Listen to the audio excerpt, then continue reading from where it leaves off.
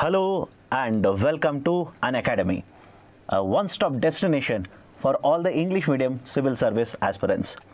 Welcome to all of you to the second session of Indian Economy under Conquer Prelims 2024 initiative. Now, before I start the discussion, a very important announcement. Yesterday after the class was over, I was going through comments which were given by various students, and couple of students had raised a request, had put a comment asking me to cover static portion of Indian economy again through MCQ discussion. My dear, please listen to me carefully now. As mentioned already in different initiatives, under Conquer Prelims we have two components. One is the static component, which is being conducted on the platform every day 6 p.m. to 7 p.m. and the second one is the current affairs component, which is conducted every day for in this particular month from 7:30 to 9 p.m. So if you're interested in learning the static concepts of Indian economy, international relations, polity, etc., please go to the platform, search my profile. In my profile, go to the special classes. You'll be able to see Indian economy special classes, specifically having a label or the title Conquer Prelims. If you want to look for polity classes, go to the summer serve profile. Under the profile, look for special classes, and there you will see the Conquer Prelims special classes right under the special classes. So this one very important announcement I just wanted to make before I go to the second one. What is the second very important announcement? I'm pretty sure all of you are already having the examination fear. Some of you are worried, some of you are very confident, and I believe some will be overconfident because they have prepared very well by now. Now, how do you test yourself? How do you know that whatever you have prepared is up to UPSC expectation?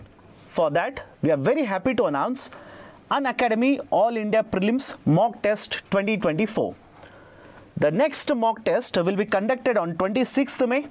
We will have two papers, GS paper and a CSAT paper.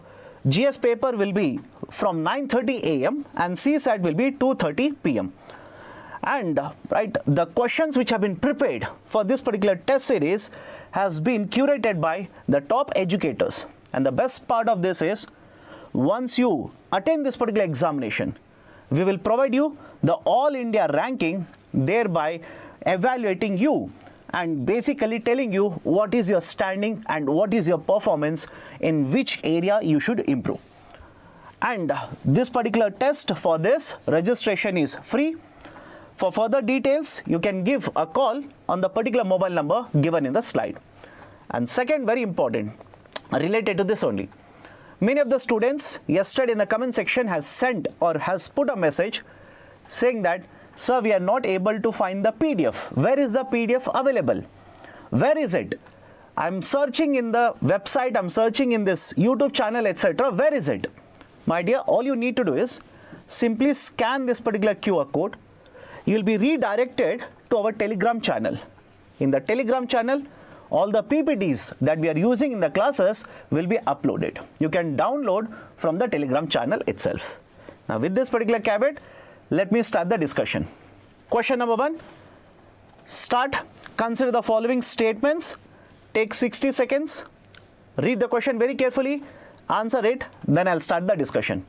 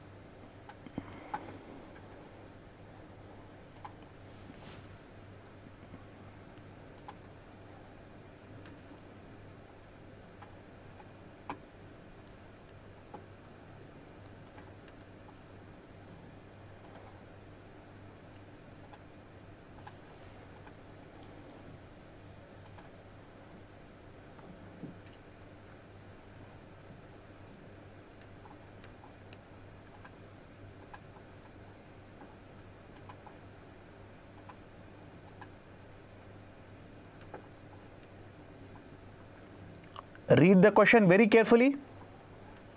Read the question very carefully.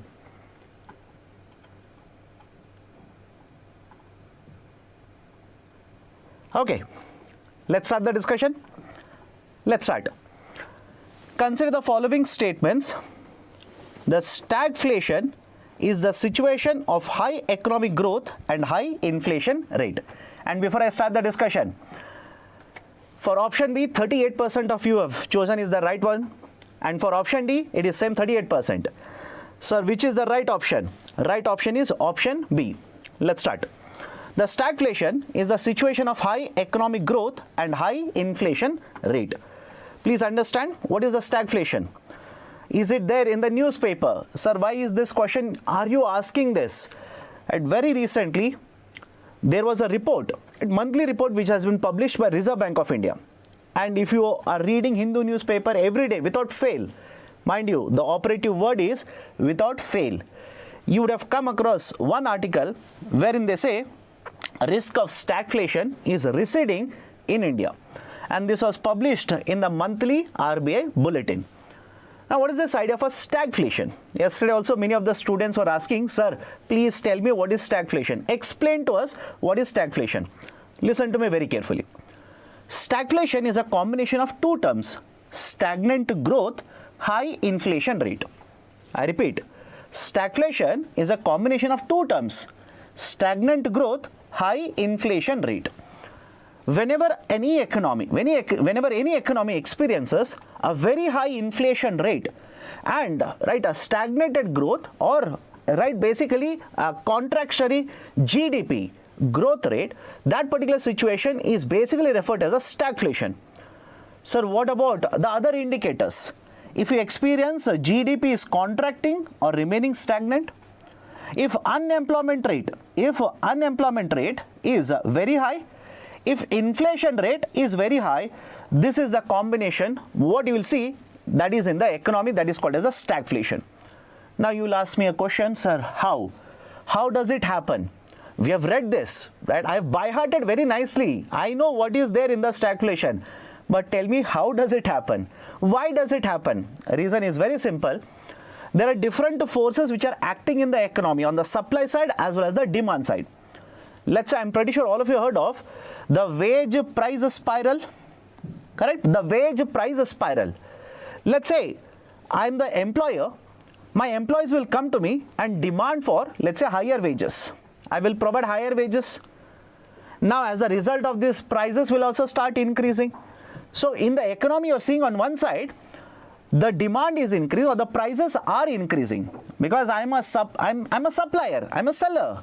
And when I provide higher wages, I will have to increase the cost of production, I will have to increase the market price.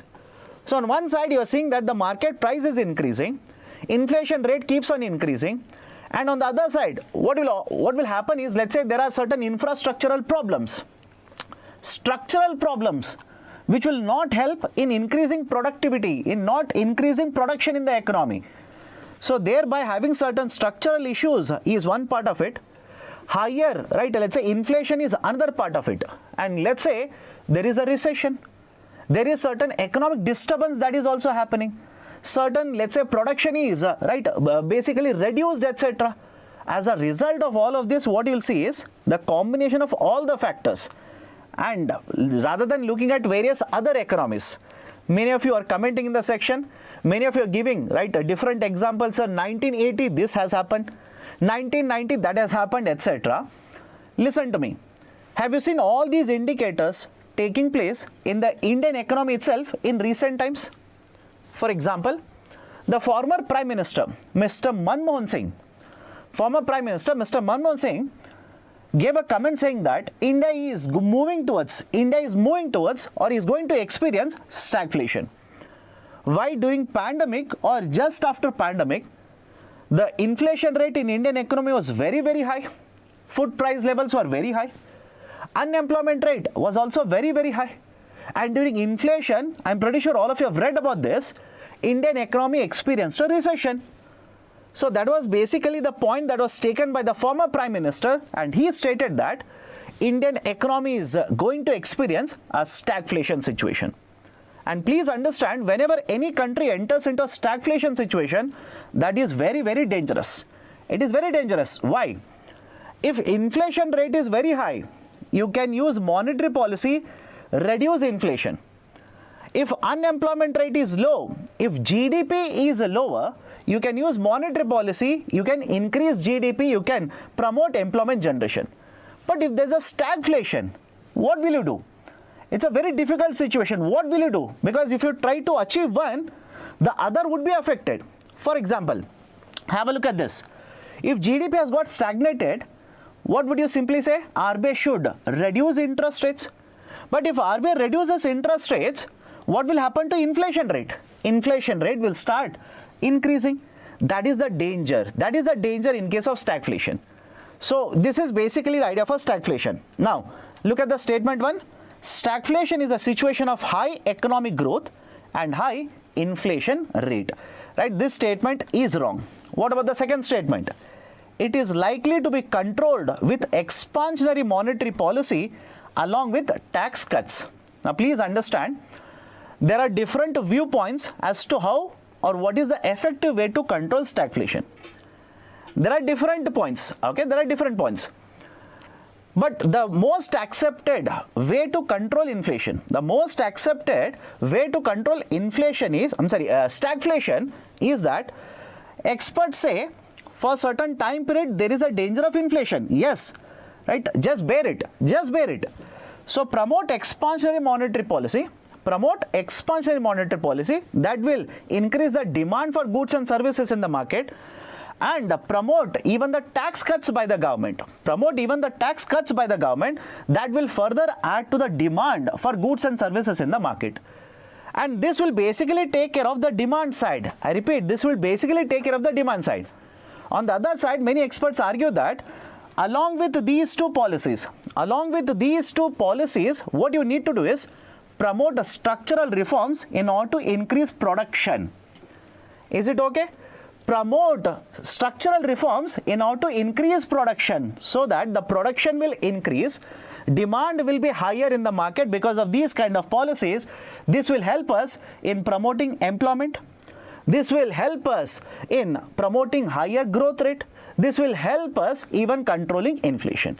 Right, so that is the reason. Second statement, it is likely to be controlled. It is likely to be controlled with expansionary monetary policy along with tax cuts. All of you okay?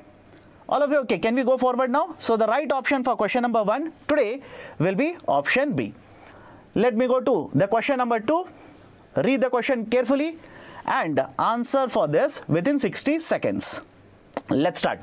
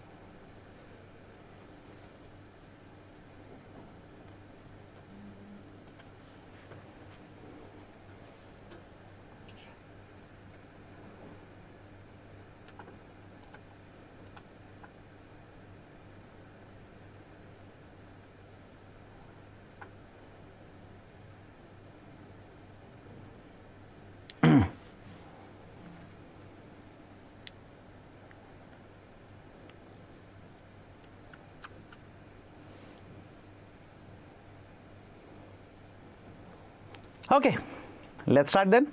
Let's start the discussion. Right, consider the following statements, but before that, 63% of you have chosen B, right? 20% have chosen A, 15% have chosen C. Let's start. And most of you will be shocked after I solve the question because option is different. Consider the following statements regarding disinflation. disinflation. Before I start solving the question, what is disinflation? Was this there in the discussion, especially in the context of India? Of course, yes. RBI says disinflation may pave way for interest rate cut.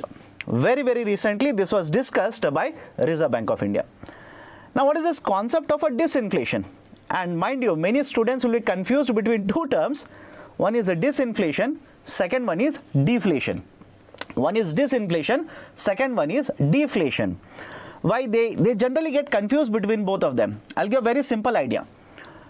Have a look at this. Imagine the price levels are changing from 100 to 110, 110 to 115, and 115 to 117 rupees. Let's say these are the price levels for basket of commodities. Right? I hope you understand. The price levels are increasing. The price levels are increasing. This is basically inflation. But if you calculate what is the inflation rate here, if you simply calculate what is inflation rate, you will see that inflation rate is actually slowing down. Is it okay? Inflation rate is actually slowing down. So whenever there is inflation in the economy, but the inflation rate is slowing down, that is called as disinflation. All of you okay? That is called as disinflation. What about deflation? In case of deflation, price levels are not increasing, price levels are decreasing. Very simple. In case of deflation, price levels are not rising, price levels are decreasing. For example, 100 rupee to let's say 90 rupee, 90 rupee to let's say 70 rupee. Now is it okay if I say price levels are decreasing? That is a negative inflation rate is called as deflation. Now the question is on disinflation. Let's start. Contractionary monetary policy, recession are likely to cause disinflation. Absolutely correct. What are the causes of disinflation? Generally, you will realize that whenever the central bankers follow contractionary monetary policy, that is, they will reduce the money supply in the economy, the price levels will start rising, but not at a very fast rate, but at a very slow pace. Is it okay? Are you able to understand this? If there is a contractionary, and if anybody is confused, sir, what is this contractionary monetary policy? One is expansionary. Expansionary means money supply will increase. Second one is contractionary, money supply will decrease. Right? So whenever RBI will reduce the money supply, interest rates will start increasing. And when the interest rates will start increasing, the prices will rise, but at a very slow pace, not at a very, very high pace. That is the reason. Contractionary monetary policy is likely to cause disinflation. What about recession? Yes. One of the reasons why disinflation happens in the economy is said to be recession. And I think yesterday I've told you what is recession. Recession is basically whenever in the economy for 2 consecutive quarters there is a negative GDP growth rate, that is called as recession. So whenever there is a recession, it is likely that manufacturers will basically change market prices by, let's say, may not change the market prices at all. And that is likely to cause very small change in the price levels, very, very small change in the price levels. Right? That is likely to cause a disinflation. Again, likely, not always, guarantee is not there. So first one, statement is correct. Second one, during this, there will be a rise in the price levels of basket of commodities. Exactly what I've discussed in the beginning itself. Yes, that is true. The policy is followed sometimes by the central bankers to keep inflation in control without stifling the growth. Don't you think Reserve Bank of India is doing exactly the same thing in the last 1.5 years? Please do let me know. Right? I'm looking at the comment section, by the way. Don't you think Reserve Bank of India is doing exactly the same thing in the last 1.5 years? That is, during pandemic, RBI reduced the interest rates. That is repo rate. And after the pandemic was over, RBI started increasing the interest rates. And between 22 and 23, Reserve Bank of India has increased repo rate by 250 basis points. Why? What is the reason? Inflation rate was higher. RBI wants to protect the inflation rate. They want to reduce the inflation rate to around 4%. But at the same point of time, RBI wants to ensure there is growth rate in the economy. I hope you understand. There is a growth rate in the economy. Why?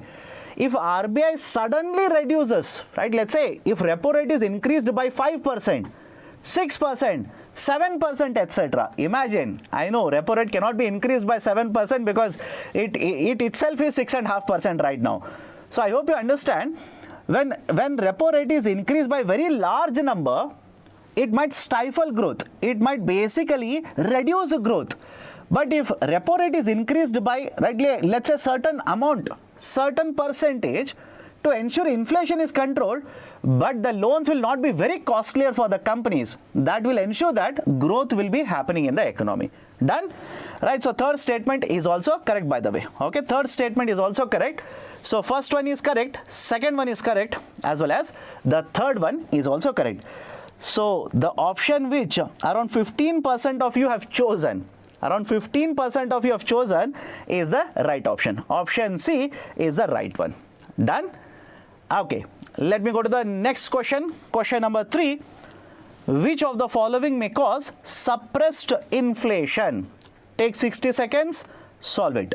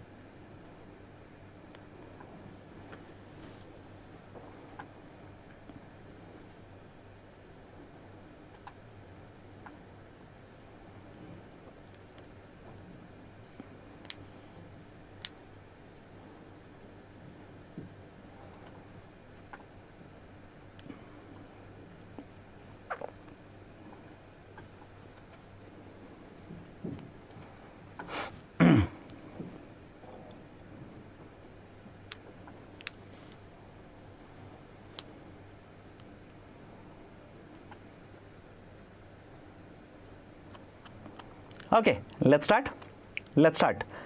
Question number 3. Which of the following may cause suppressed inflation? Right, let's start. Now, many of you are raising a question, sir, what is suppressed inflation? And by the way, 40% of you have chosen A, 29% of you have chosen B, 17% have chosen C, and 12% of you have chosen D. And the right option is 40% of you. Congratulations, democracy wins. Option A is the right one. Option A is the right one. Now, what is the suppressed inflation? Please understand this. Whenever you read about inflation, you will come across two concepts. There are two terms. One is called as suppressed inflation, and second one is basically open inflation. Suppressed inflation versus open inflation. Now, what do you mean by suppressed inflation? Right, I'll give a very simple example. All of you, please go back, right, not physically by the way, please go back 8 months ago, 9 months ago, when the prices of onion were trading at around 240 rupees, 220 rupees, etc. A very simple question to all of you. At that point of time, Government of India purchased onion and sold it to customers at lower prices, correct? Now, if Government of India had not done this, imagine if Government of India had not done this, don't you think the household expenditures should have been much higher in case of onion? Correct? Does it make sense or not? With higher demand, the prices could have been much higher, right? So, which would have basically driven the inflation to a much higher level. But don't you think because government provided these particular commodities at subsidized prices, demand in the market to a certain extent was controlled? And because the demand was controlled, inflation, what could have been the inflation rate, it was also controlled. If Government of India had not done this, think of it, if Government of India had not done this, the demand would have been much higher, prices could have been much higher. And inflation rate could have hit even 8%, 9%, 10%, why not? So whenever, please understand this, whenever government policies will be used to control prices, to provide subsidies, to control supply, etc., the inflation rate, whatever is the inflation rate, that will not be the true picture of inflation. The inflation rate is actually suppressed. Inflation rate is actually pushed downwards. Is it okay? That is called as a suppressed inflation. All of you okay with this? What about open inflation? Exactly opposite. If government doesn't interfere, everything is free market. I hope you understand. If government doesn't interfere, everything is decided in the free market, that is based on the supply and demand. The market prices will be determined by these forces. And in that particular situation, whatever inflation rate you measure, that will be called as open inflation. All of you okay with this? All of you okay? Now, come back to the discussion. Which of the following may cause suppressed inflation? Higher subsidies given by the government, fertilizer subsidies, subsidized food grains, subsidy on agriculture commodities, etc. Don't you think that will suppress the inflation rate? That will reduce the market prices of various commodities. What about price controls? Government will basically cover certain commodities under, let's say, Essential Commodities Act, and will dictate a certain pricing of the commodities. If that is not done, market prices could have been much higher. Inflation rate could have been much higher.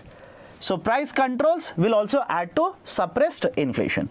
What about free market economy? Absolutely no. Free market economy will lead to open inflation, not suppressed inflation. Is it okay? All of you okay? So first and second are right options, or the right statements. So right option will be option A. Now before going forward, many of you are asking, sir, how is that recession will cause a disinflation, etc., etc. Please listen to me carefully. Whenever you talk about inflation, please remember this particular picture. Whenever you talk about inflation, please remember this particular picture. All of you remember the concept of graph in your high school as well as college? Above this, that is, this will be 0. Above this will be +1, +2, +3 percentages. And on the other side, it will be -1, -2, -3, etc. So listen to me carefully. Whenever you talk about inflation, the movement of price levels will be like this in terms of percentages. Whenever you talk about disinflation, the movement will be like this in terms of percentages.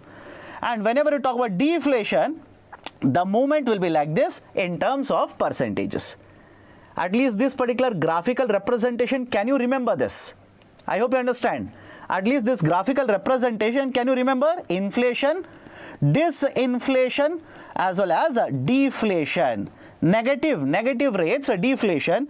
Reducing inflation rate, disinflation, and increasing inflation rate is normally inflation. Now, what is the argument here? Whenever there is let's say recession, whenever there is a recession, why is there a disinflation? Please understand this. Whenever there is a recession, argument is the sellers in the market might maintain the prices at the same level. They might maintain the prices at the same level rather than increasing the prices. Now, in the market, understand the logic here. In the market, during recession, because of the sellers maintaining the same price, there might be a small amount of a demand for this, which might increase the price levels only by a small percentage. Only by a small percentage, not by a large number. Done? Okay, so that is basically the reason why we say, recession can also cause a disinflation. Done? Okay, let me go forward now. Question number 4. Question number 4. Consider the following statements. 2 statements are there. Solve it. Very easy. Take 60 seconds. Solve it.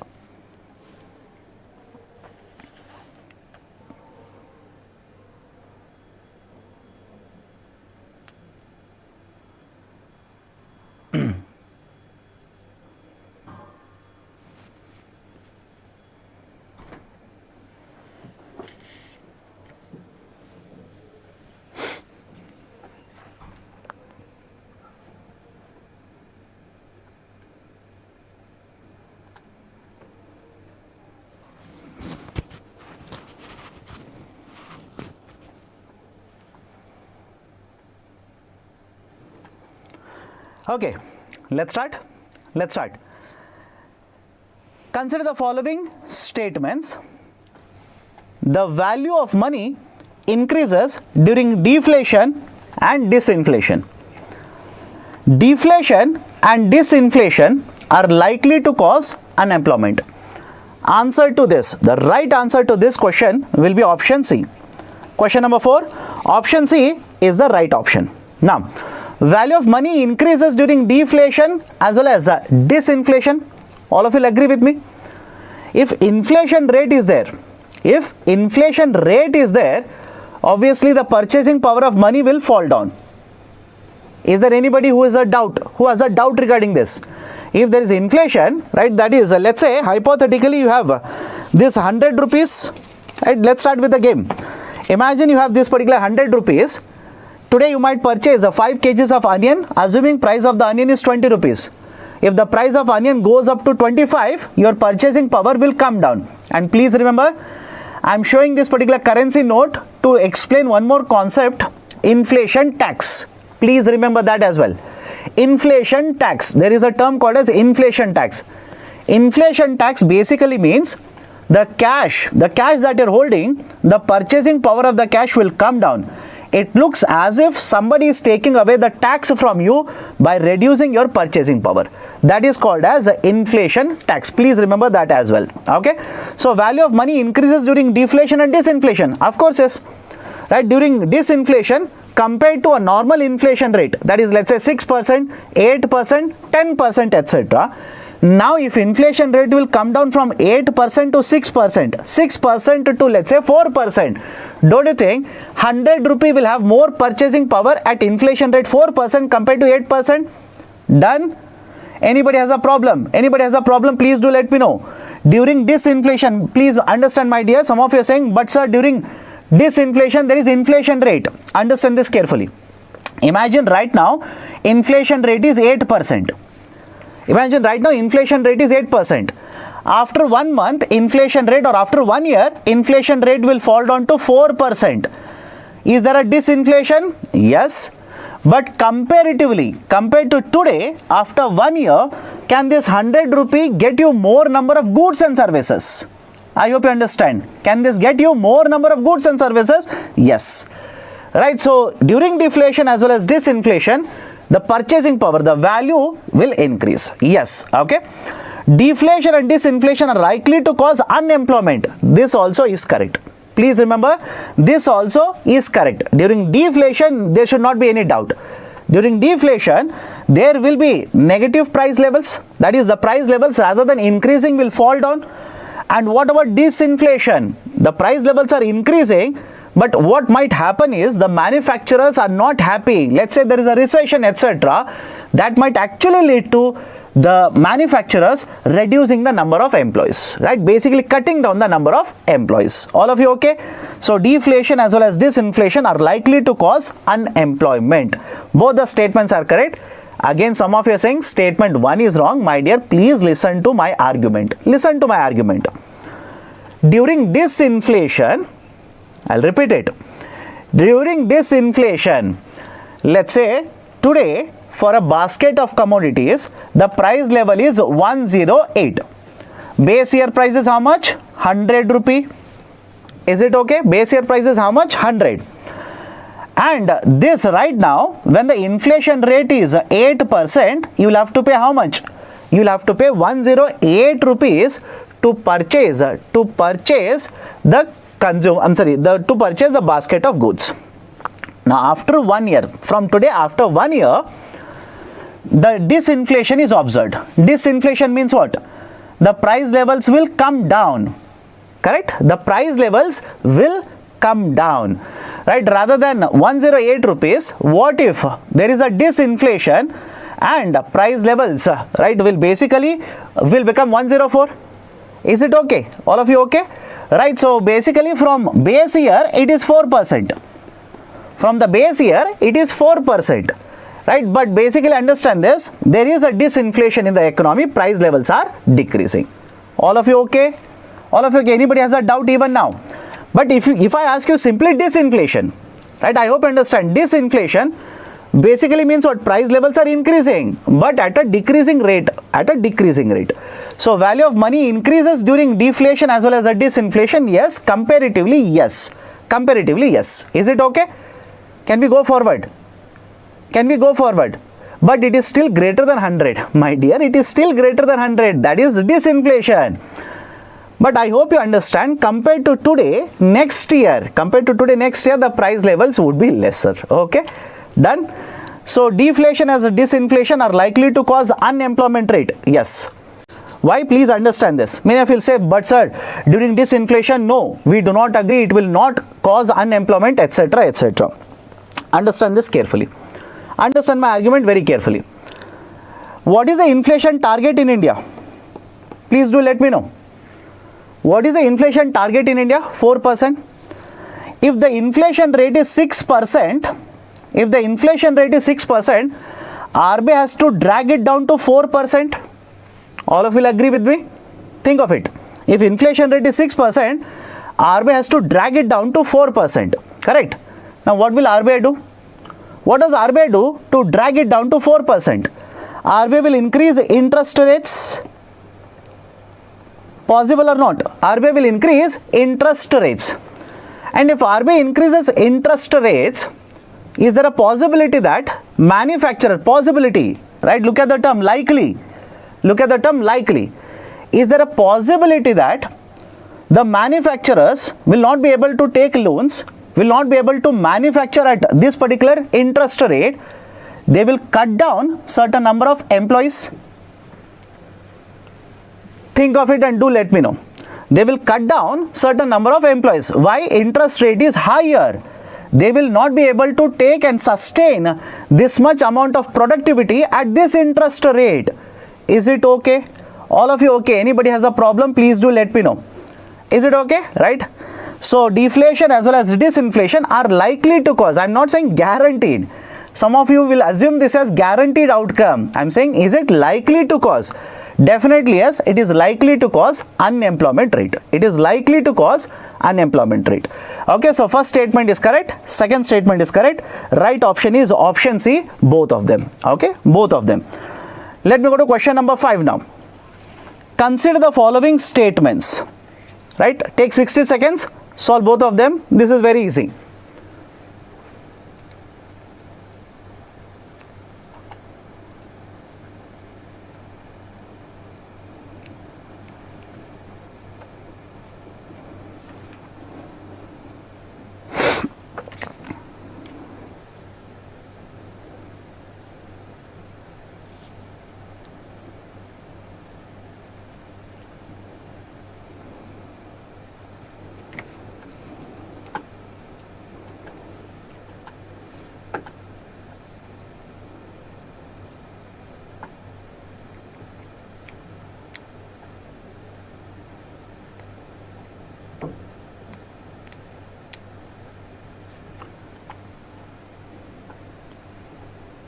The poll has already been started. Some of you are saying poll.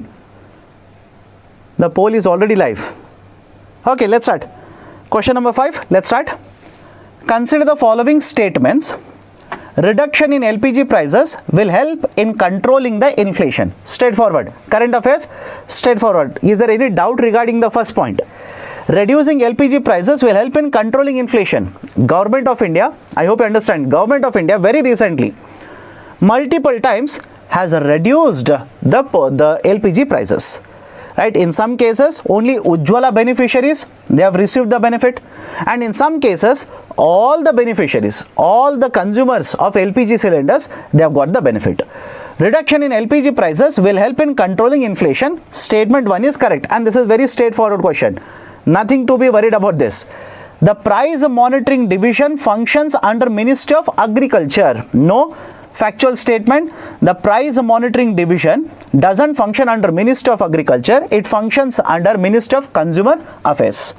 It functions under Ministry of Consumer Affairs. Is it okay? So second statement is wrong, first statement is correct. Right option is option A. Fifth question, right option is option A.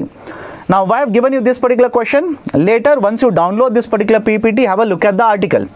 Please have a look at the article.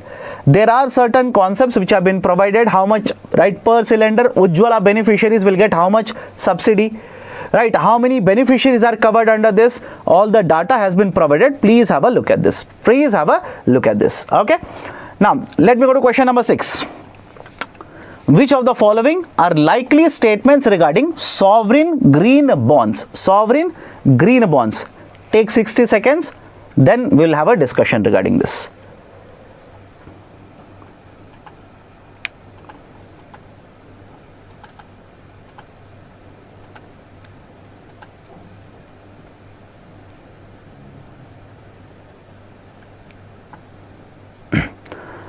Sir, what is FAR? FAR stands for fully accessible route. FAR stands for fully accessible route. CRR stands for cash reserve ratio. SLR stands for statutory liquidity ratio.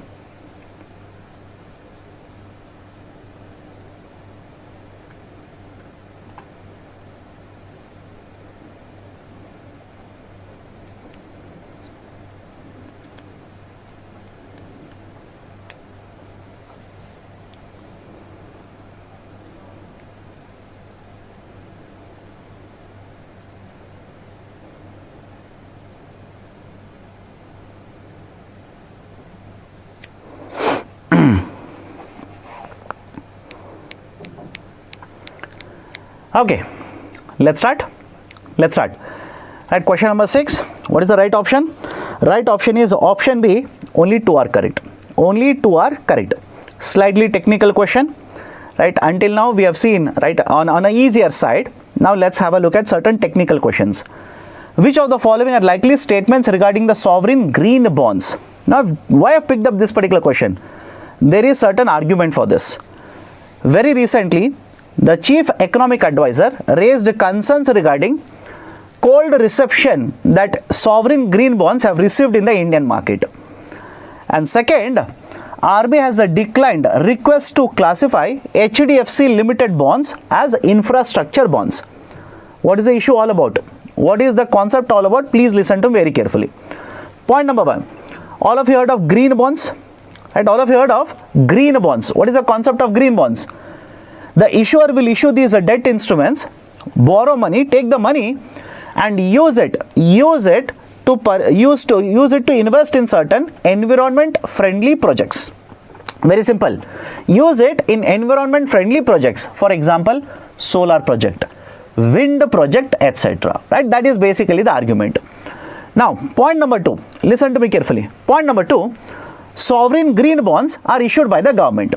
But is it only issued by the government? That is, green bonds, are they issued only by the government? Absolutely no. Government agencies issue green bonds. Private sector companies issue green bonds.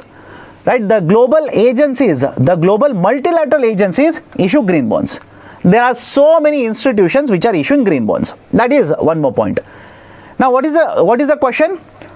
These are covered under fully accessible route. What is this fully accessible route? Listen to me carefully.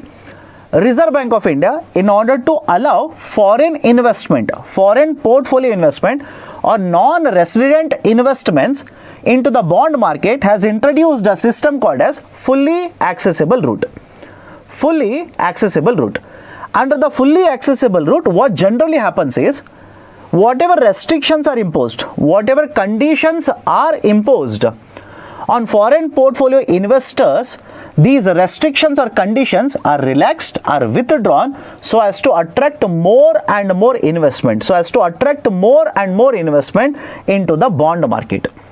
All of you okay with this? So as to attract more and more investment in the bond market. In fact, please remember, this is one more methodology which is being used by Reserve Bank of India. To attract investments and to promote the idea of the capital account convertibility, concept of capital account convertibility. Now, are the sovereign green bonds part of fully accessible route? Are they part of fully accessible route?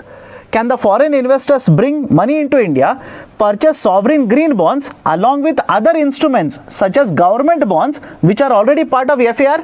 Answer is yes. Remember this, answer is yes. RBI has notified that along with many other government bonds, even the sovereign government bonds or sovereign green bonds will be part of fully accessible route. First statement is correct. It was announced last year. Okay. These are exempted from CRR SLR requirement. What is the CRR SLR requirement? That is a current affairs connection. Please have a look at this. In the year 2014, Reserve Bank of India, in order to attract the investment from the banking sector in infrastructure, investment from banking sector in infrastructure development, basically provided an exemption for CRR SLR on infrastructure bonds which are issued by the bank. I'll repeat the statement. Listen to me carefully. The Reserve Bank of India said, if a bank will issue infrastructure bonds of duration 7 years, whatever deposits that they collect, there will be no restrictions, there will be no application of CRR, SLR, PSL, priority sector lending on these particular deposits. That restriction or that particular condition was removed by Reserve Bank of India. And that is exactly what HDFC Limited wanted very recently. HDFC Limited, I hope you have followed the news, HDFC Limited has been merged with HDFC Bank, correct? HDFC Limited has been merged with HDFC Bank. This HDFC Limited entity has issued infrastructure bonds of duration 7 years to 10 years. Right? They are issued from duration 7 years to 10 years. Now what they wanted is the same exemption. They wanted these particular bonds to be classified as infrastructure bonds, and they wanted that kind of exemption. That is, no application of CRR on these deposits, this money that is collected, no SLR, no PSL, etc. RBI said, no, we will not be able to classify these bonds as infrastructure bonds. Now come to the other side. Even the banking sector approached Reserve Bank of India. They also approached Reserve Bank of India, and the banks also requested RBI so that whatever investment they are doing into the sovereign green bonds, this exemption of CRR, SLR, PSL should be given to these particular money as well.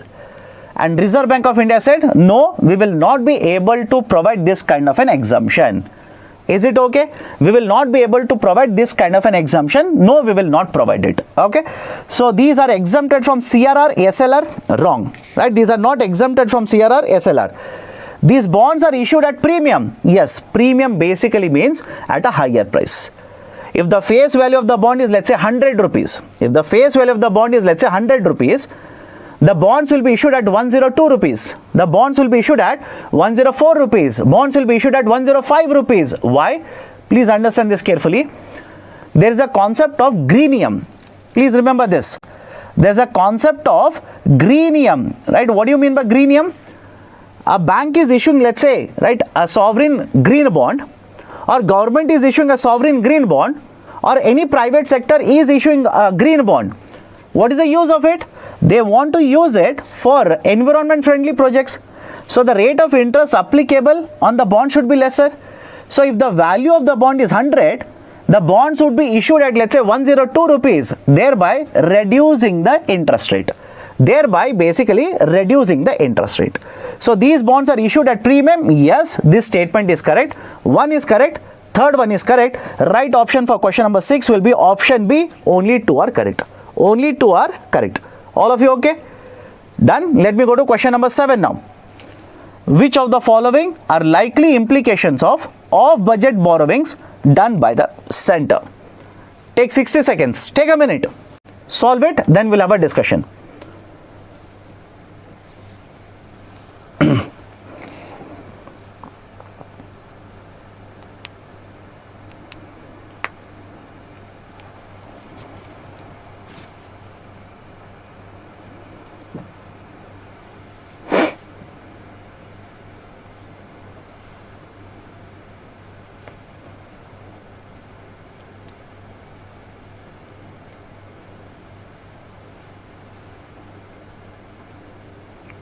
Some of you are saying poll.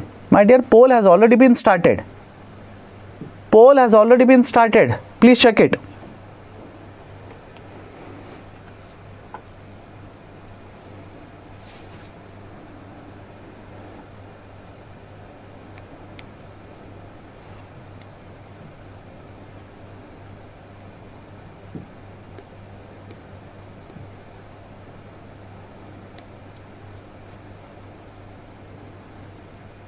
Okay, let's start.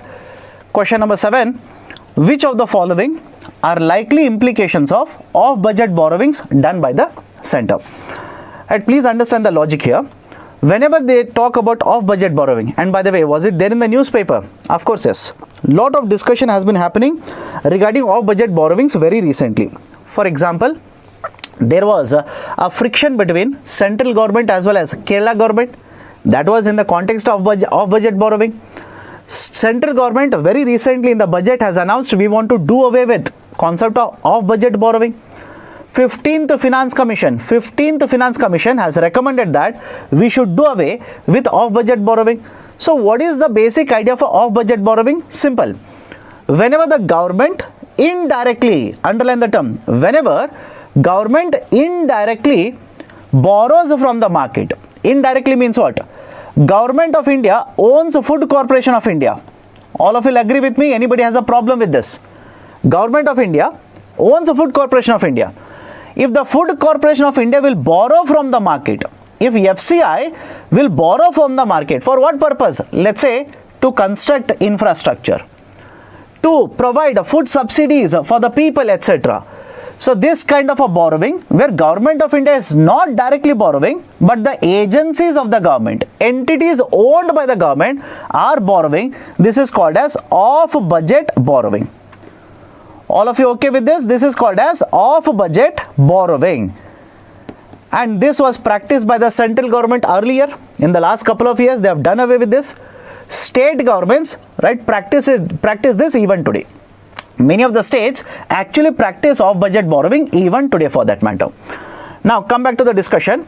Which of the following are likely implications of off-budget borrowings? First one, fiscal deficit of the same year rises. Right, fiscal deficit of the government in the same year rises. No. Why? Please understand this. Right, if you remember the earlier example, government will ask Food Corporation of India to borrow this year. Right, which means government is not borrowing, FCI is borrowing. So it is borrowings done by FCI is not counted in the fiscal deficit of the Government of India. All of you okay? It is not counted in the fiscal deficit of Government of India. No doubt in the future, government will allocate the money to FCI to repay the loan. In the future, government will allocate the money to the FCI to repay the loan. Even the interest payment will be done by the government. But this year, fiscal deficit of the government will not increase. First one, right, wrong. Fiscal deficit of the same year rises, wrong. The liabilities of the government rises, of course, yes. The liabilities of the government will increase. And if you have read very carefully, I hope you have read this. What is the sum total? What is the total liabilities of the Government of India? Right, the total liabilities of Government of India is the sum total of public debt. All of you remember? It is the sum total of public debt. Right, public debt, either it is internal or external, it is a part of the total liabilities. Second one is public account. All of you heard of public account? Public account is also part of total liabilities. And the third one is extra budgetary resources. Extra budgetary resources, EBRs. That is basically the concept of off-budget borrowing. Is it okay? Right, off-budget borrowing, right, that will be part of liabilities of the government. So total liabilities of the government, will it increase? Yes, total liabilities will increase. Third one, will help in financing of the projects. I've told you, right, government will ask Food Corporation of India to borrow money to develop, let's say, infrastructure. Government of India will ask National Highways Authority of India to borrow money and use it for road construction. So will it help in financing of the infrastructure projects? Yes, this will help. So second one is correct. Third one is correct. First one is wrong. Right option for question number A, question number 7 will be option B. Only 2 are correct. Is it okay? Only 2 are correct. Can we go forward now? Can we go forward? Now next one, question number 8. Question number 8. Consider the following statements regarding net borrowing ceiling. Read the question carefully. Take 60 seconds. Solve it. Then we will discuss.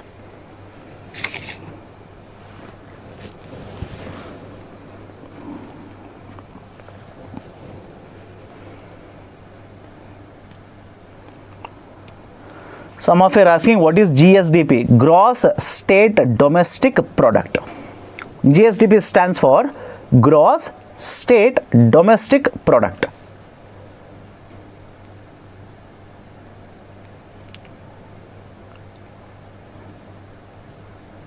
Moreshwar, liability is a part of budget, then we can consider as off-budget borrowings. My dear, please understand, if you look at the government budget documents, they will talk about fiscal deficit. They will talk about fiscal deficit, right? The total liabilities are given as a separate. Okay. Question number 8. Let's solve now. Let's solve. Okay. This was there in the current affairs, right? What was the context? I'll tell you. This was there in the current affairs. The context is simple.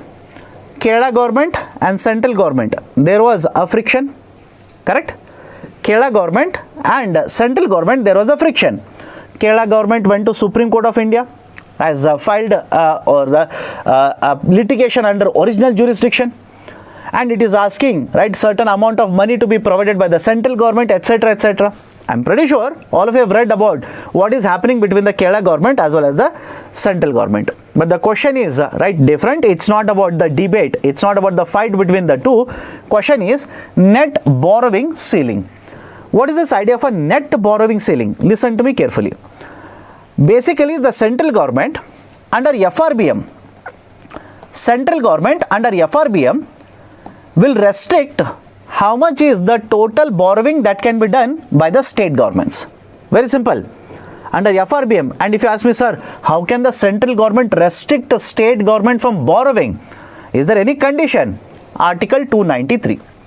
Under Article 293, it basically says, if the state government has a debt of the central government, if there is a debt, if they have taken a loan, then for whatever borrowings the state has to do, it has to take the approval of the central government. Very simple.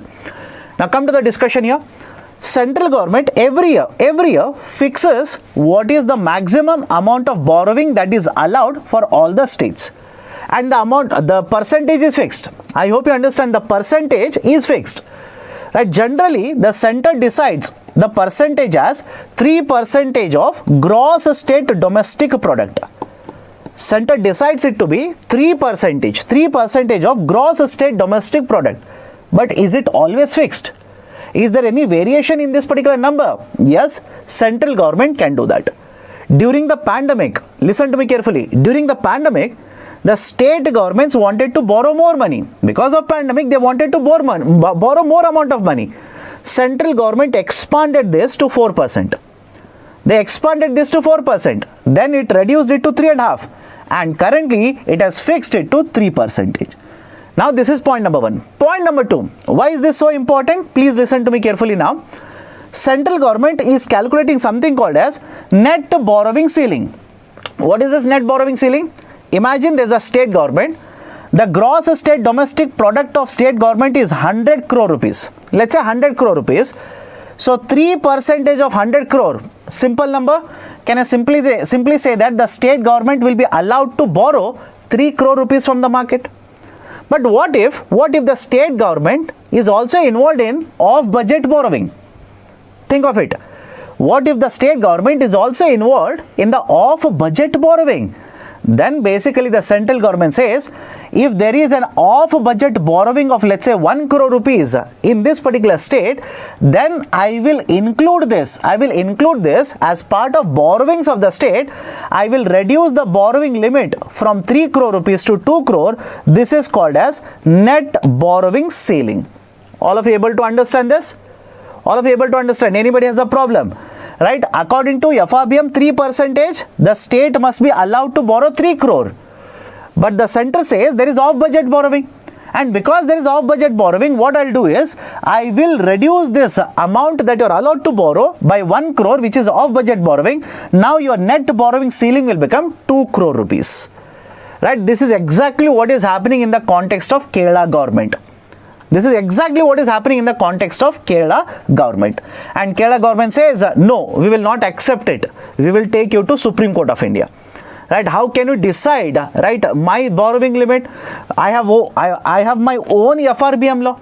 I will decide what is there under my FRBM law, etc., etc. That is the friction that is happening between the center as well as the government of Kerala. Now, have a look at the statements. The ceiling as a percentage of gross state domestic product is uniform for all the states. Statement is correct. 3% for all the states. Right? The absolute amount will change. I hope you understand. Please listen to me carefully. The absolute amount will change. My dear, focus on the discussion. Some of you are involved in something else in the comment section. Focus on the discussion. The ceiling as a percentage of gross state domestic product is fixed for all the states, same 3% of gross state domestic product. Second one, it is being decided by the center based on the recommendations of the 15th FC. Yes, absolutely correct. Right, this is decided based on the 15th FC recommendation only. Third one, it has been found that this is restricting the fiscal deficit of the states. Now look at the example that I have written here. The fiscal deficit of the states should have been 3 crore rupees. Correct? Fiscal deficit of the state in this example should have been 3 crore rupees. But because of net borrowing ceiling limit, it has come down to 2 crore rupees. Is it okay? It is restricting the fiscal deficit of the state government. Is it okay? All of you able to understand this? The statement number 3 is also correct. So the right option for the question number 8. Right option for the question number 8 will be option C. All the 3 are correct. All the 3 are correct. Sir, how statement 1 is correct? The ceiling as a percentage of gross state domestic product is uniform for all the states. Central government says this year for all the state it will be 3% of gross state domestic product. I hope you understand. This year it is 3% for all the states as a percentage. Remember, as a percentage it is the same. But again, beyond this also, can there be any change? Central government says, if you implement these reforms, I will relax something. Correct? Right? If you implement certain reforms in the power sector, I will give you certain relaxation. But please understand, the ceiling is fixed for every state. If you do not do anything, it will remain same for all the states. Is it okay? So question number 8, right option is option C. All the 3 are correct. Okay. Next. Question number 9. Question number 9. Which of the following are contributing to reverse flipping of companies into India? Read the statements correctly. Solve it, take 60 seconds, then we'll solve the question.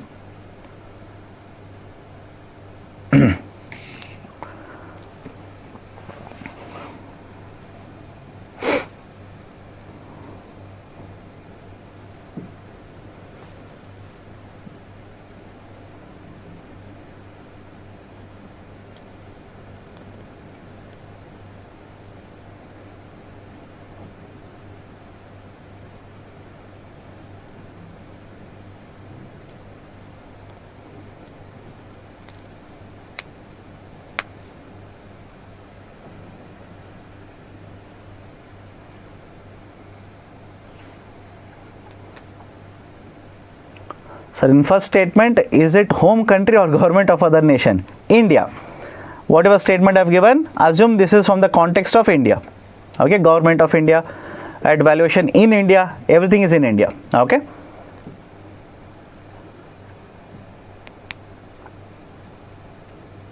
Let's start. Right, let's start. Question number 9. Right option, of course, is only 2 statements are correct. First one is wrong. First one is wrong. 2 and 3 are correct. Let me explain. Which of the following are contributing to reverse flipping of companies into India? Right, which will contribute to reverse flipping? Very simple.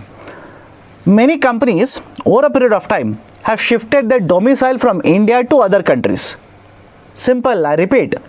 Many companies which were set up in India have shifted their domicile from India to other countries. Right, for example, PhonePe. Right, it has a different domicile. Grow, right, until now had a different domicile. Domicile basically means registered office is present in which country. Simple. Registered office is present in which country.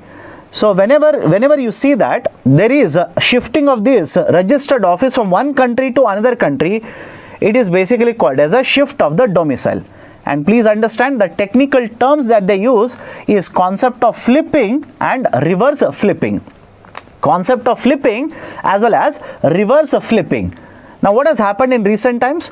Many companies earlier had shifted the domicile from India to other countries.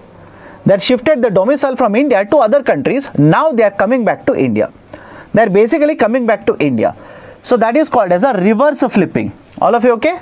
They are coming back to India. This process is called as a reverse flipping. What are the reasons? Why are they reverse flipping now?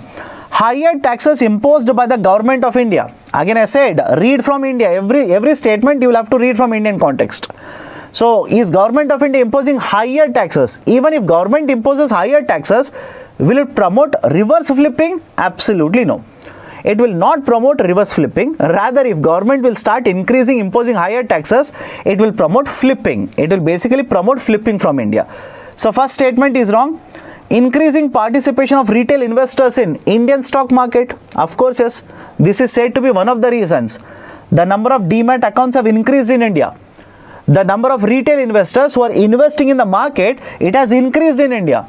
And that is basically helping, or these companies, right, which are present outside India, domiciled outside India, they look at this participation of retail investors and they feel they can sell more shares, they can raise a huge amount of capital by conducting IPO in India. That is one more reason.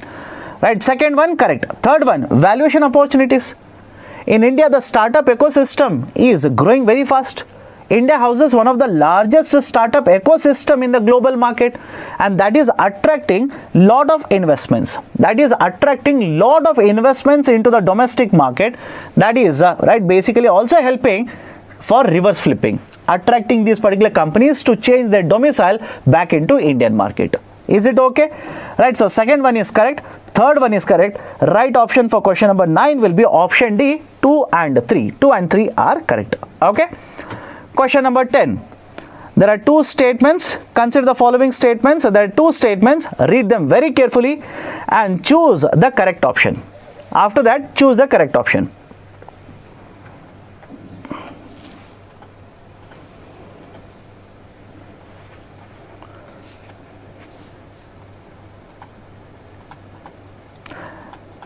SCSS, what is the full form? Senior Citizen Savings Scheme.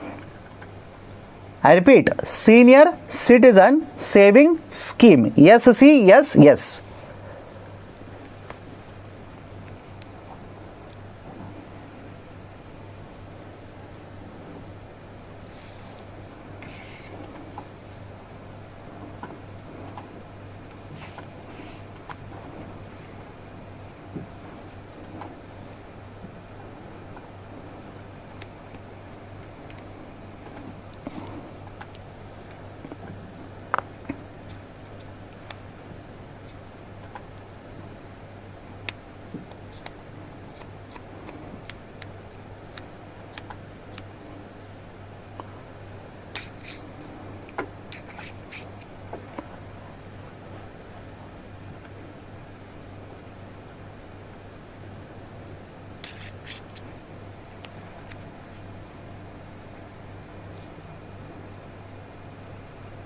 Okay, let's start. So consider the following statements. Statement 1, the revamping of Senior Citizen Savings Scheme is likely to help in reducing the government borrowings from the bond market. Statement 2, with the revamped SCSS, the total deposits acceptable under the scheme is 30 lakh rupees. Some of you are saying, why did you mark? My dear, I simply marked like this. I did not say option A is the right one. I simply marked, read the question. I said then we'll have a discussion. Right, okay, let's start. And coincidentally, it's that A is the right option. Okay, it's not that I wanted to mark it, right? I wanted to give some indication to somebody, etc. Absolutely no. Right, it's just that I said read the question, answer it carefully, and it went on A itself. Just a coincidence, that's it, nothing else. Okay, let's start. Statement 1, revamping of SCSS is likely to help in reducing the government borrowings from the bond market. Statement 2, with revamped SCSS, the total deposits acceptable under the scheme is 30 lakh rupees. Now, what is the point? What is the concept? Listen to me carefully. Right, have a look at the article. Higher NSSF receipts seen to keep G security yields benign. But what is the issue? What is the concept? Right, what you should understand. Let me have a discussion. Listen to me carefully. Government of India annually borrows money from the market. All of you will agree? Anybody in the class who says, no sir, government doesn't borrow. Right? Government has sufficient amount of money. It doesn't need to borrow any money. Government borrows money. But when government borrows money, there are different sources through which Government of India will borrow. One source is basically go to the bond market. Go to the bond market, issue a lot of bonds and borrow money. And another very important source is using NSSF. Before you people start asking me, sir, what is NSSF? National Small Saving Fund. National Small Saving Fund, NSSF. Right? Now please understand carefully. NSSF is a public account. Is it okay? NSSF is a public account. All of you know the concept of public account. Whatever small saving schemes are there which are announced, money is collected, all the money is deposited in NSSF. Very simple. All the small saving schemes such as senior citizen saving scheme, all the small saving schemes which are announced, money is collected and this money is collected into NSSF. Now Government of India, if they feel that the deficit is very high, if they feel that they need more amount of money to incur expenditure, generally what government does is, it will borrow money from NSSF. Is it okay? Right? It will borrow money from NSSF. Right? Remember this. It will borrow huge amount of money from NSSF. Point number 2. Point number 3. Government of India, there is a scheme, Senior Citizen Saving Scheme. Under Senior Citizen Saving Scheme, until very recently, the maximum amount of money that you are allowed to deposit was 15 lakh rupees. The maximum amount of money that a senior citizen, again I hope you understand, sir, who is a senior citizen? 60 plus. 60 plus, senior citizen is 60 plus. Right? And if somebody has a superannuation, has taken retirement through superannuation, if you are above 55, then also you can apply for Senior Citizen Saving Scheme. So I hope you understand. 15 lakh rupees was the limit. Now this has been doubled to 30 lakh rupees. Now this has been doubled to 30 lakh rupees. Now you think of it. Please think of it. From 15 lakh, it has been doubled to 30 lakh rupees. Don't you think money that is collected under NSSF will start increasing now? Is it okay? Is it making sense? And it has happened, by the way. It has happened in the last 1 year. Right, money that is collected under NSSF, because of this doubling, will it not increase? Yes. If money collection under NSSF increases, government will have one more option to borrow from NSSF, more money to borrow from NSSF. Don't you think it will reduce its demand from the bond market in terms of issuing bonds and borrowing from the bond market? Does it make sense? Do let me know. If it has a source in NSSF, rather than always running to the bond market to borrow, it will opt for borrowing from NSSF itself. Right? That is basically the argument. Please look at the statement 1 now. Revamping of SCSS is likely to help in reducing the government borrowings from the bond market. Yes. In fact, if UPSC wants to make this difficult, if they want to make this particular statement difficult, instead of using, right, let's say bond market, etc., they will use government yield rates, government bond yield rates. Now, I'll give you a statement. Please think of it. Please think of it. First statement, I'll restructure it. I'll change the structure of the first statement. The revamping of SESS, that is Senior Citizen Saving Scheme, is likely to help in controlling the yield rate of government bonds.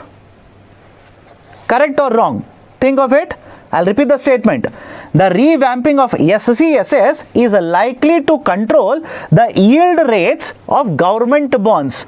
If UPSC will give you these kind of statements, yes, these are difficult questions. I know, these are difficult questions. But I hope you understand, statement would be correct. Even then, statement would be correct. Right, so statement 1 is correct. Statement 2 is correct. Can I simply say statement 2 is the correct explanation for statement 1 now? Statement 2 is the correct explanation for statement 1. Right option for the question will be option A. Right option will be, right, the option A.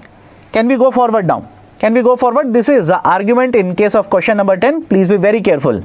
I will only say this is, right, a slightly technical question. Slightly technical. For some of you, it will be very easy. For some of you, it will be very easy. Why? You know the concept of NSSF. You know how NSSF is used, right, by the government, etc., etc. But, right, for some others who do not know NSSF, how government uses it, right, so for them it will be slightly technical. Okay, done. Let me go to question number 11. Let me go to question number 11 now. Consider the following statements. Consider the following statements. I have given you 4 statements. All of them are factual. I'll tell you the reason why I have put this particular question.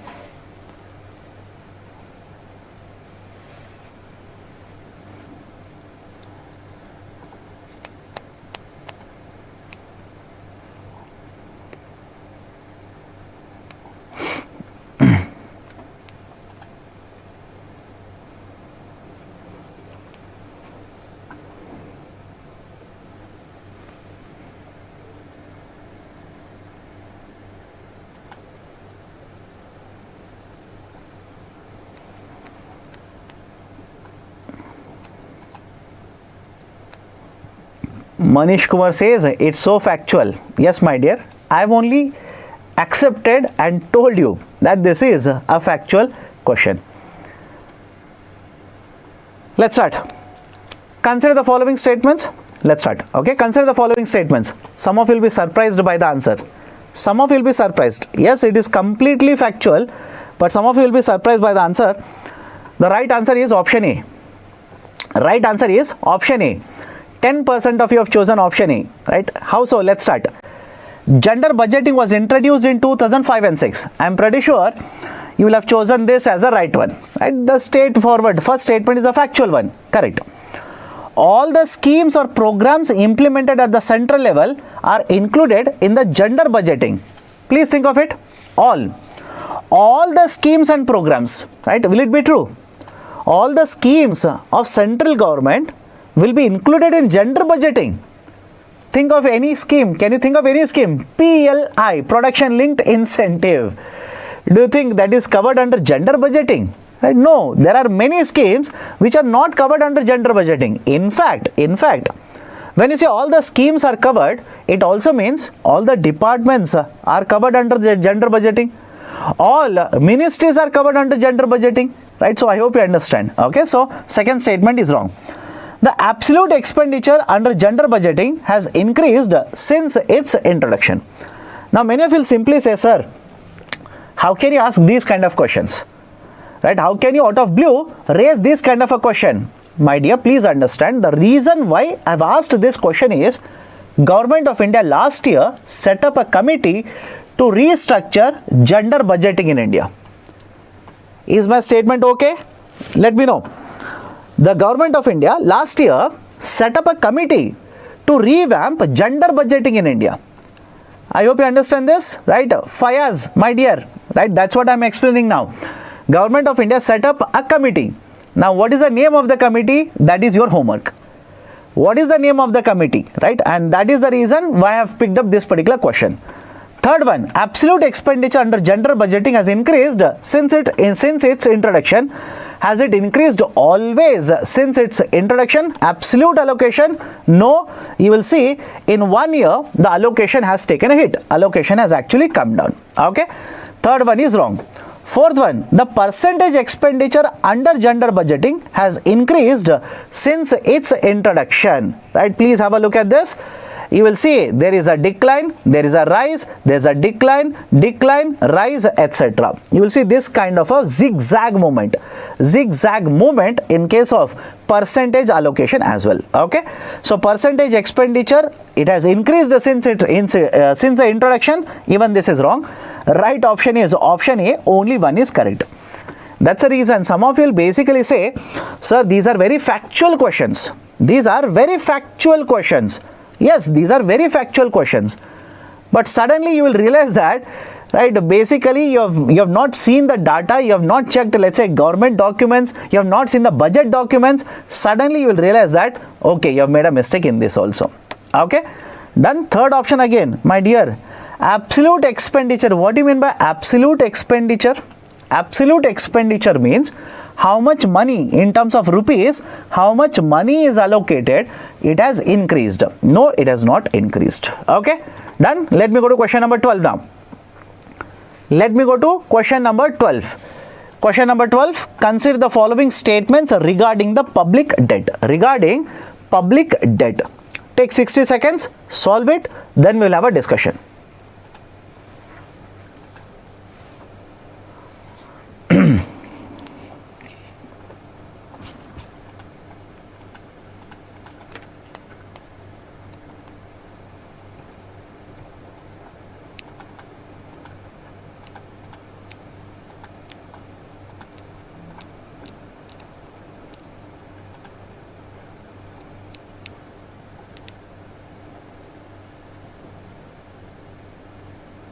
Some of you are saying poll.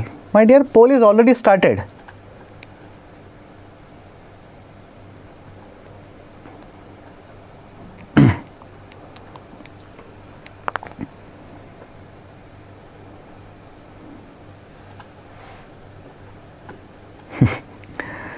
हाँ B तो लग रहा है Priya Kumari. Let's see. Okay, let's start. Question number 12. Consider the following statements. Okay, 3 statements are there. The public debt is managed, right? Is managed. Okay, public debt is managed, or public debt management is taken up by the Public Debt Management Agency, PDMA, Public Debt Management Agency. Now please understand this. Public Debt Management Agency was proposed. I hope you understand. Public Debt Management Agency was proposed, was not established. When Mr. Arun Jaitley was the finance minister, this was actually proposed, but it was not actually implemented. It was not actually implemented. Then who will manage the public debt? Listen to me very carefully. The public debt, especially the internal debt, is managed by Reserve Bank of India. The public debt, especially the internal debt is managed by Reserve Bank of India, RBI, right? Now do let me know if you know the answer, right? Do let me know which section of RBI Act dictates that RBI must maintain the public debt of Government of India. That's point number 1. Sir, what about the external debt then? What about the external debt? External debt is managed by the Minister of External Affairs. Minister of External Affairs. Is it okay? Right? But apart from this, please understand, the Government of India as a temporary solution, had set up Public Debt Management Cell, PDMC. I'm pretty sure you must have come across this, PDMC, Public Debt Management Cell. It has set up Public Debt Management Cell, and government says that now they will continue to use Public Debt Management Cell. This is not an independent authority, it is just a cell, that's it. Right, this is just a cell. It was expected that PDMC will be translated into PDMA. This has not happened. And if you're wondering, sir, why have you asked this kind of a question? This is so difficult, etc., etc. Please have a look at this. The government is, right, earlier was planning for independent public debt body, and this has been abandoned now. This has been abandoned. The plan to set up an independent public debt authority, that is Public Debt Management Agency, the plan has been abandoned, right? They are not going to set it up. Done? Right, so public debt management is taken up by the Public Debt Management Agency. Wrong. The higher debt may be an outcome of pro-cyclical policy during recession. Slightly technical. Okay, higher debt may be an outcome of pro-cyclical policy during recession. Now please do let me know, during recession, is it okay if I say private sector investment would be lesser? Correct? Private sector investment would be lesser. During recession, private sector will invest lesser. And in this particular situation, government will follow a counter-cyclical policy, that is, increase the expenditure. Increase the expenditure. They will spend more and more amount of money. And during recession, don't you think government will also be in a position to collect lesser amount of revenue? It is not able to collect more amount of revenue, it is able to collect lesser amount of money. So borrowings, right, will automatically start increasing. And if the borrowings will start increasing, can it lead to higher debt of the government? Can this lead to higher debt of the government? And some of you are asking, sir, pro-cyclical, counter-cyclical. Listen to me very carefully. Pro means whatever is happening in the market, your policies will increase the intensity. All of you okay? Pro means whatever is happening in the market, your policies will increase the intensity of it. And counter means whatever is happening in the market, your policies will reduce the intensity. All of you okay? All of you okay? Right? Counter, reduce. Right? If investment is very high, government will reduce its investment. If demand is very high, government will impose more taxes, reduce the demand. That is basically counter. Counter means reduce the intensity. Pro means increase the intensity. Done? So higher debt may be an outcome of pro-cyclical policy during recession. Can I simply say second one? Like, look at this. Pro-cyclical policy during recession. Pro means what? If private sector is reducing money, If private sector is reducing money, government will also reduce the money. Right? Please check it. If private sector is reducing money, government, right, will also reduce the money, pro-cyclical. And if government will reduce the money, public debt is not likely to increase, public debt is expected to be controlled. So higher debt may be an outcome of pro-cyclical policy during recession? No. If I say it is an outcome of counter-cyclical policy, is it okay? It is an outcome of counter-cyclical policy. All of you will be okay? Do let me know. Right, again I repeat, if I say second statement, the higher debt may be an outcome of counter-cyclical policy during a recession, that would be correct. Okay, so second statement is wrong. With higher off-budget borrowings, the public debt also increases. With higher debt borrowing, public debt, higher off-budget borrowing, the public debt also increases. Right, so that is also wrong. Why? With higher off-budget borrowings, the public debt, please understand, the total liabilities will increase. Third one is correct. My dear, please look at the statement very carefully. Public debt, does it include, think of it, public debt, does it include, let's say, off-budget borrowings? Let me know. Public debt, does it include off-budget borrowings? Right? Again, if you look at the breakup, logic is very simple here.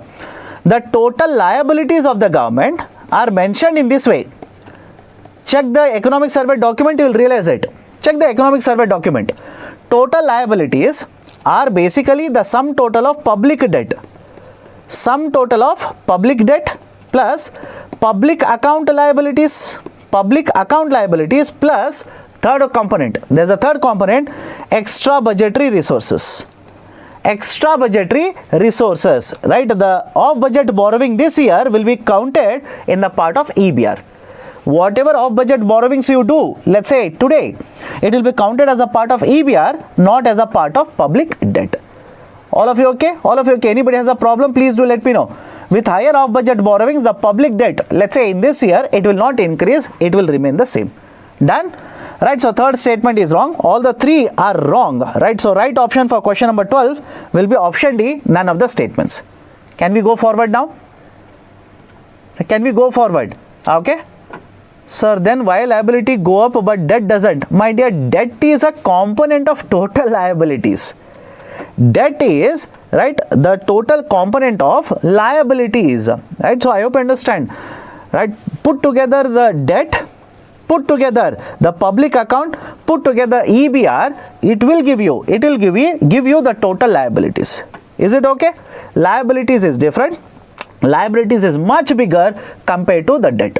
Public debt is a part of total liabilities of the government. What is public debt? My dear, any amount of money that the government will pay from Consolidated Fund of India, that is called as a public debt. Okay, question number 13. Question number 13. Right, have a look at this. Question number 13, solve it.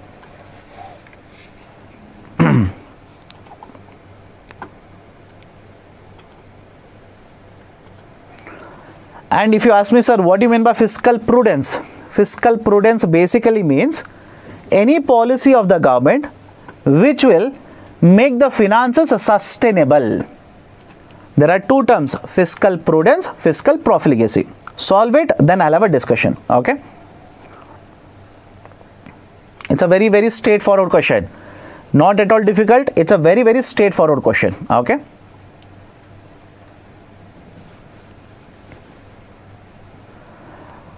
Okay, let's start. Question number 13. Which of the following measures are likely to be considered to improve fiscal prudence? Like I was saying, whenever you use the term fiscal prudence, these are policies which will make the finances of the government sustainable. And on the other side, fiscal profligacy. There's a term called as fiscal profligacy. What is the idea of fiscal profligacy? Any policies of the government which will make finances unsustainable, that is called as a fiscal profligacy. Right? The reason that I've asked this particular question is very simple. Have you heard of the term populist measures in the recent times? Have you heard of the term, right, Revdi culture, etc.? So that is the reason why I have basically asked this kind of a question. And again, this is not very difficult. This is very, very simple, very easy question. DBT through PFMS. Now all of you heard of PFMS, Public Financial Management System. PFMS stands for Public Financial Management System. What is the use of PFMS? It has been set up in the last decade. Any amount of money for, let's say, subsidies, any amount of money for, let's say, various schemes, all of that money, the transfer of that, you can monitor using PFMS. Very simple. Right? You have a system and you can simply monitor how much money is going for which state, how much money is going under which scheme, under the system called as a PFMS, Public Finance Management System, Public Financial Management System, PFMS. So DBT is done through PFMS. Anyways, if you have a DBT, direct benefit transfer, don't you think that will improve fiscal prudence? Think of it. Can I give you one example? DBT in LPG. Think of it and do let me know. DBT in LPG, direct benefit transfer in LPG.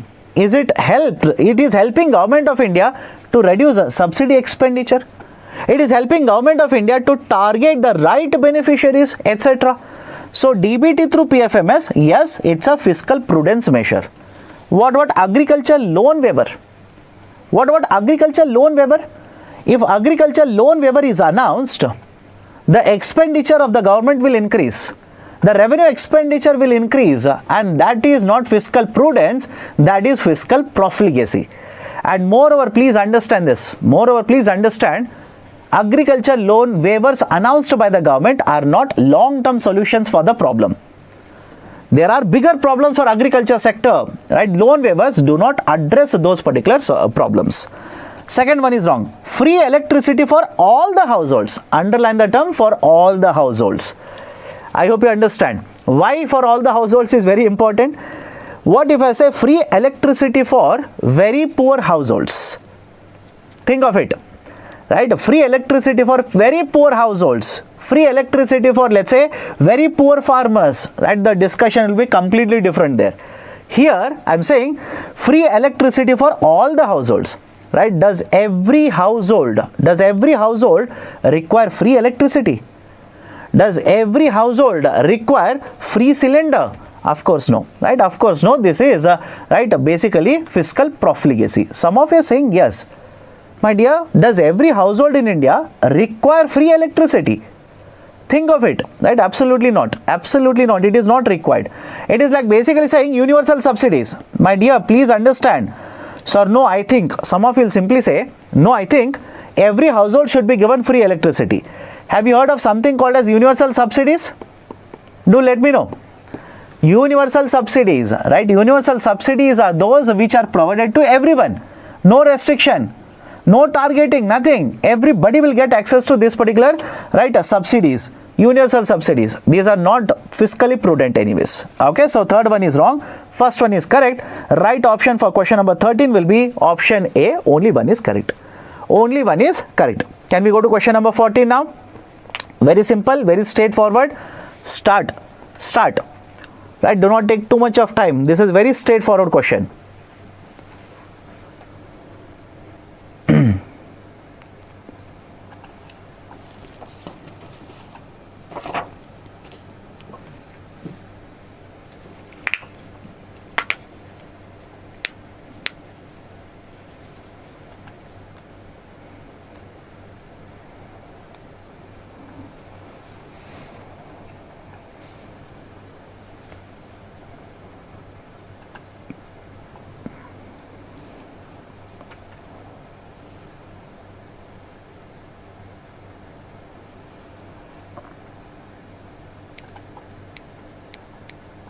Okay, let's start. Very easy, by the way. This is not difficult.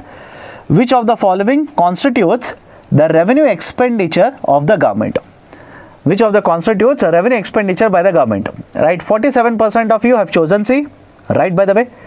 34 have chosen B. 14 have chosen A. And 3% have chosen D. Let's start. Airport construction. Logic is simple. In case of budget, there are two components. One is called as a revenue budget. Second one is capital. What is the basic difference? In case of capital, any expenditure is incurred will change the assets or liabilities of the government. Remember this. Please remember this. whenever you look at the term capital, right, either it is receipt or it is expenditure, logic is simple. It will change the assets or liabilities of the government, right? Change the assets or liabilities of the government. For example, if Government of India will spend money, construct an airport, can I simply say assets of Government of India will change now? Done? So first statement, right, it is not revenue, it is capital. Salary is revenue, no change in assets or liabilities, right? So salary is revenue, interest payment is revenue, welfare payments is revenue. Loans given to states, part of capital, again assets or liabilities, hence this is also not part. So 2, 3, 4 are correct. Right option will be option C, 2, 3 and 4. Okay, done. Can we go forward? Can we go forward? Question number 15, the last one for today. Consider the following statements regarding state development loans. Solve it, right? Take 60 seconds, solve it, then I'll discuss, then we'll wind up the discussion for today.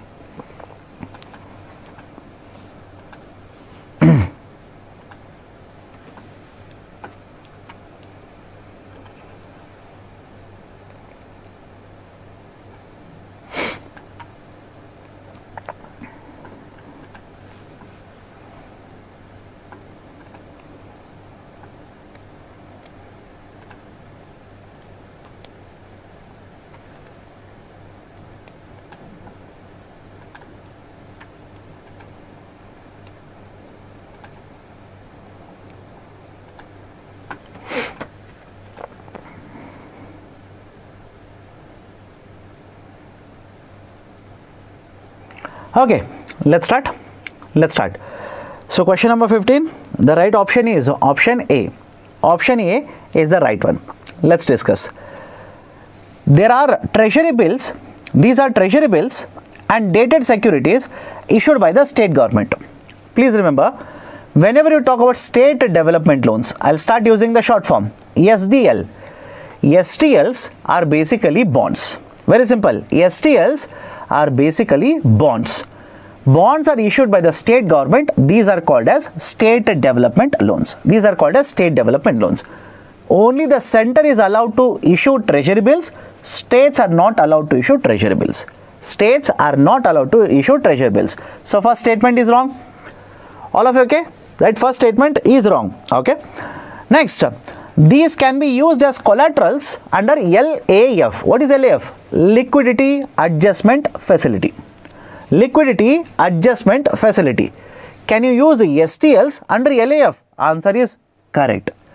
Absolutely allowed. Please remember, you can use the SDLs under LAF. That is, sir, what is LAF? Have you heard of repo? Repo, reverse repo, etc. So in case of a repo, can you use STLs to borrow from RBI? Of course, yes. As a bank, you can do that. So second statement is correct. Look at statement number 3. There is just a primary market for this and no secondary market. What's the basic idea for primary and secondary market? Primary means the instrument is issued in the market for the first time. Is it okay? The instrument is issued in the market for the first time. Secondary means the instrument which is already there in the market will be traded. STLs, just like government bonds, are tradable. I'll repeat my statement.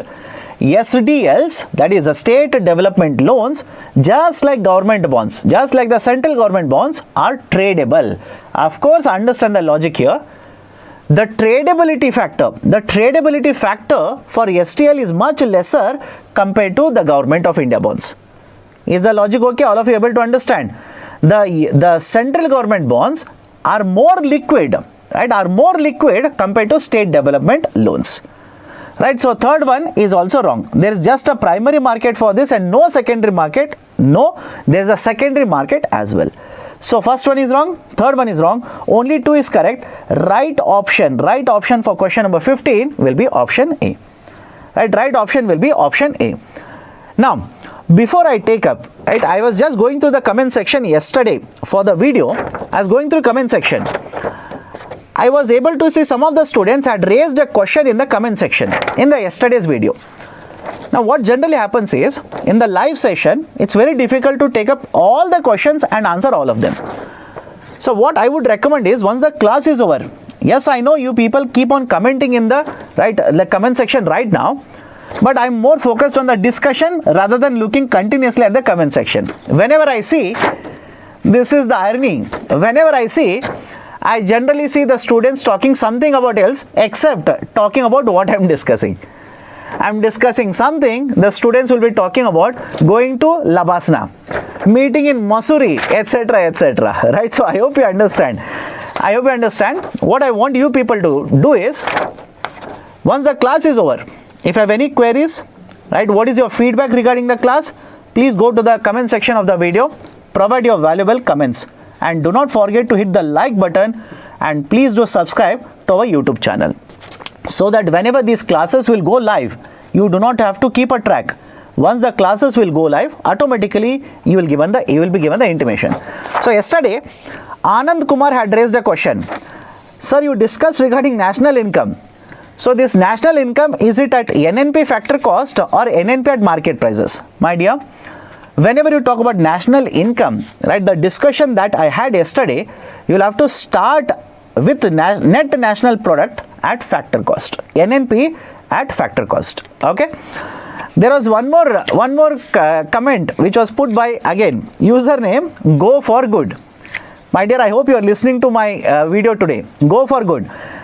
Right, that particular student asked me, sir, can you please explain to me what is the difference between a current account and capital account? My dear, tomorrow we'll have a discussion regarding questions on international trade and taxation. I will address your query. Don't worry. Right, and there was one more comment by Mr. Shashikant Singh, who said, sir, please, take up a question regarding imports, exports, exchange rate, what is the impact of this, etc., etc. We will discuss that tomorrow, don't worry. Done? Now, sir, please explain types of curves. My dear, which kind of a curve are you talking about? Okay. Please explain face value of the bond. Face value basically means what is the value written on the bond. Right? If you just check, earlier, the bonds which are issued, they used to have certain value. Is it okay? They used to have certain value written on the bond itself. That is called as a face value of the bond. Right? Premium concept. Premium concept basically means, understand this carefully. Premium basically means the price of the bond. Let's imagine this is a bond. Okay, let's imagine this is a bond. On this particular bond, value is written 100 rupee. Is it okay? The value of the bond is written 100 rupee. That is called as a face value. Now, I will sell you this particular bond. This is a green bond. I will sell you this particular bond. This bond, rather than selling at 100 rupee, I will sell this to you at 102 rupee. Is it okay? I will sell this to you at 102 rupee.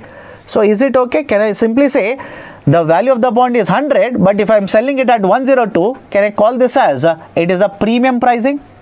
Is it okay? Can I call this as a premium pricing? Right, so sovereign green bonds, or for that matter green bonds, generally are sold at premium, and that is the reason we call the term greenium in the context of green bonds. Done? Okay, so let me stop the discussion today here. Many of you have raised a question. I will take up some of the questions on these only, and I'll prepare questions. We will have a discussion in subsequent sessions. Please do not worry. So that's it from my side for today. See you tomorrow sharp at, let's say 7:30 p.m. Please do join the session live. Do not forget to hit like button and subscribe to our YouTube channel. Thank you. Have a great day.